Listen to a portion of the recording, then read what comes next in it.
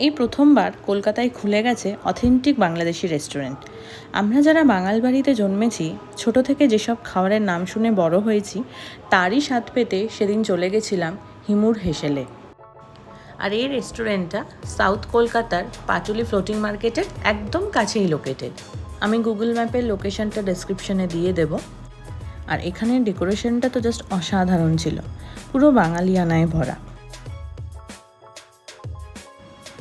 তো এই ডেকোরেশনের মজা নিতে নিতেই মেনু কার্ডটা হাতে নিয়ে কি খাবো দেখতে শুরু করলাম। মেনু দেখে তো আমি হতবাক, কি ছেড়ে কি খাবো।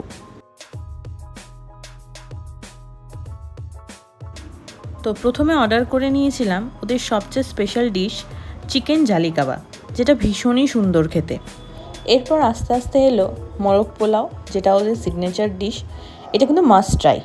ঢাকায় mutton tehari, Chittagong style mutton kalabhuna, basmati rice, আর Bangladesh style chicken piece roast, শিলেবাটা মুরগি।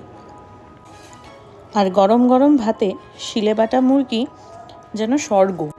আর শেষে নিয়েছিলাম এই বুরহানি, যেটাও বাংলাদেশের একটা মাস্ট ট্রাই আইটেম। এবার আসি প্রাইসিংয়ে। প্রাইসটা ওভার প্রাইস লেগেছে একটু কোয়ান্টিটি ওয়াইজ, বাকি অ্যাজ পার টেস্ট ওভারঅল খুব ভালো।